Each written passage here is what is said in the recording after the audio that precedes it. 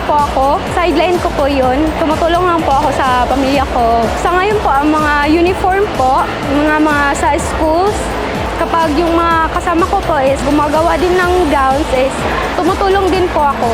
Malaking tulong po ito kasi ako na makatabang sa amua, kundi lang po sa amua ko na bitaw sa amua ang mga uban problems bitaw dari sa kanang gakahitabo bitaw. So kanang pasalamat pod mi nga maapil mi sa mga inani nga program.